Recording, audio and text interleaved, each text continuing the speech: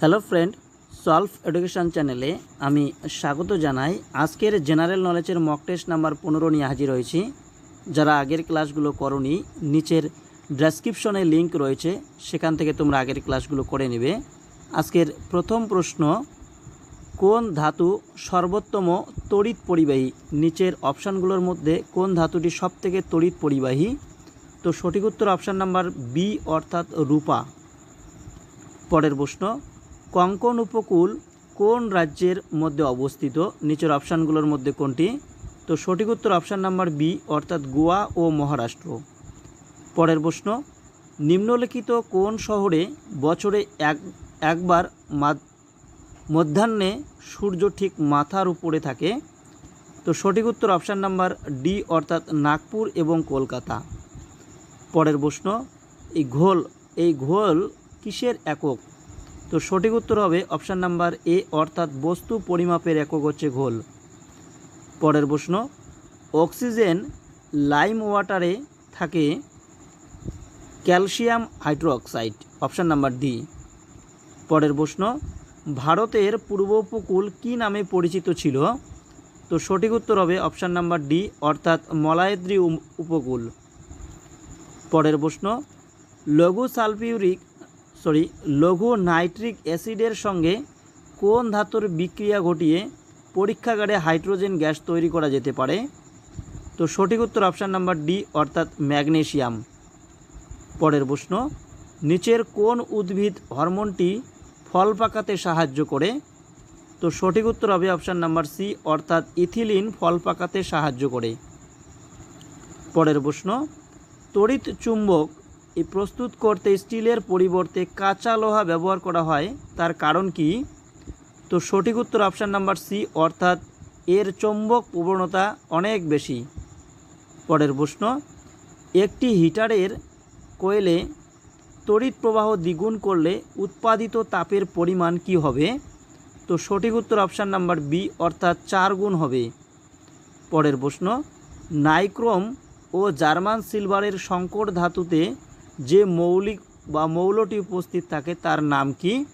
তো সঠিক উত্তর অপশান নাম্বার এ অর্থাৎ নিকেল। পরের প্রশ্ন, নিম্নলিখিত কোন শহর দুটি ভারতীয় প্রমাণ দ্রাঘিমা রেখায় অবস্থিত? তো সঠিক উত্তর অপশান নাম্বার বি অর্থাৎ কাকিনাড়া ও পন্ডিচেরি। পরের প্রশ্ন, সর্বাপেক্ষা হালকা নিষ্ক্রিয় গ্যাসটির নাম কি? তো সঠিক উত্তর অপশান নাম্বার ডি অর্থাৎ হিলিয়াম গ্যাস। পরের প্রশ্ন, গডউইনস্টিনকে চীনরা কী নামে ডাকেন? তো সঠিক উত্তর অপশান নাম্বার এ অর্থাৎ কোগির নামে ডাকেন। পরের প্রশ্ন, নিচের কোন রাসায়নিক পদার্থটি কাচের পাত্রে রাখা যায় না?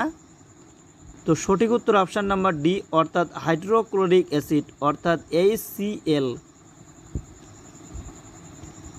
পরের প্রশ্ন, আন্তর্জাতিক মাতৃভাষা দিবস কোন দিন পালন করা হয়? তো সঠিক উত্তর অপশান নাম্বার বি অর্থাৎ 21শে ফেব্রুয়ারি আন্তর্জাতিক মাতৃভাষা দিবস পালন করা হয়। পরের প্রশ্ন, ভারতে অবস্থিত নিম্নলিখিত অঞ্চলগুলির মধ্যে কোনটি প্রাচীনতম শিলা দ্বারা গঠিত? তো সঠিক উত্তর অপশান নাম্বার সি অর্থাৎ আরাবল্লী পর্বত। পরের প্রশ্ন, নিচের কোন তরলগুলির মধ্যে তাপের সবচেয়ে সুপরিবাহী তরলটির নাম কি? অপশানগুলোর মধ্যে কোনটি সঠিক? তো সঠিক উত্তর হবে অপশান নাম্বার বি অর্থাৎ পারদ। পরের প্রশ্ন, নিউম্যাটোফোর কোন ধরনের উদ্ভিদে পাওয়া যায়? তো সঠিক উত্তর অপশান নাম্বার সি অর্থাৎ লবণাম্ব উদ্ভিদে। পরের প্রশ্ন, নরওয়ের রাজধানীর নাম কি? তো সঠিক উত্তর অপশান নাম্বার ডি অর্থাৎ অসলো হচ্ছে নরওয়ের রাজধানী। পরের প্রশ্ন, রান্নার গ্যাস একটি মিশ্রণ, এই মিশ্রণে কি রয়েছে? তো সঠিক উত্তর অপশান নাম্বার এ অর্থাৎ বিউটেন এবং প্রোপেন। এই বিউটেন এবং প্রোপেন দিয়ে রান্নার গ্যাস মিশ্রিত রয়েছে। পরের প্রশ্ন, আন্দামান ও নিকোবর দ্বীপপুঞ্জের পূর্ব দিকে কোন দেশ অবস্থিত? তো সঠিক উত্তর অপশান নাম্বার সি অর্থাৎ ইন্দোনেশিয়া। পরের প্রশ্ন, বহু ব্যবহৃত অ্যান্টিবায়োটিক পেনিসিলিন এটি তৈরি হয় নিচের কোনটি থেকে? তো সঠিক উত্তর অপশান নাম্বার, এটি এক ধরনের ছত্রাক থেকে তৈরি হয়ে থাকে। পরের প্রশ্ন, রানস অ্যান্ড রাউন্স এর গ্রন্থটির রচয়িতা কে? তো সঠিক উত্তর অপশান নাম্বার এ অর্থাৎ সুনীল গাভাস্কার। পরের প্রশ্ন, নিম্নলিখিত কোন রাজ্যের মধ্যে দিয়ে কর্কট ক্রান্তি রেখাটি বিস্তার হয়নি বা বিস্তৃত হয়নি? তো সঠিক উত্তর অপশান নাম্বার সি অর্থাৎ উড়িষ্যা। আর বাকি যেগুলো রয়েছে রাজস্থান, পশ্চিমবঙ্গ ও ছত্তিশগড়, তার উপর দিয়ে কর্কট ক্রান্তি রেখা চলে গেছে। পরের প্রশ্ন, গডউইনস্টিনকে চীনেরা কী নামে ডাকেন? এটি এর আগেও হয়েছে। তো সঠিক উত্তর হবে কোগির নামে ডাকেন। পরের প্রশ্ন, তড়িৎ চুম্বক প্রস্তুত করতে স্টিলের পরিবর্তে কাঁচা লোহা ব্যবহার করা হয়, তার কারণ কি? তার কারণ হচ্ছে এর চৌম্বক প্রবণতা সবচেয়ে বেশি। জৈন ধর্মের সদ্বিশ্বাস, সদ আচরণ, সদ জ্ঞান এই তিনটিকে একত্রে কি বলা হয়ে থাকে?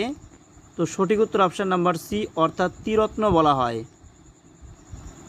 পরের প্রশ্ন, চীনা পর্যটক হিউয়েন সাং ভারতে এসেছিলেন কার শাসনকালে? তো সঠিক উত্তর অপশান নাম্বার বি অর্থাৎ হর্ষবর্ধনের শাসনকালে। এই ছিল আজকের প্রশ্ন। আজকের প্রশ্ন কেমন লাগলো তোমরা অবশ্যই কমেন্টে জানিয়ে দেবে। আর যারা নতুন এই চ্যানেলে তারা অবশ্যই চ্যানেলটিকে সাবস্ক্রাইব করবে এবং বন্ধুদের মাঝে শেয়ার করবে। Thank you.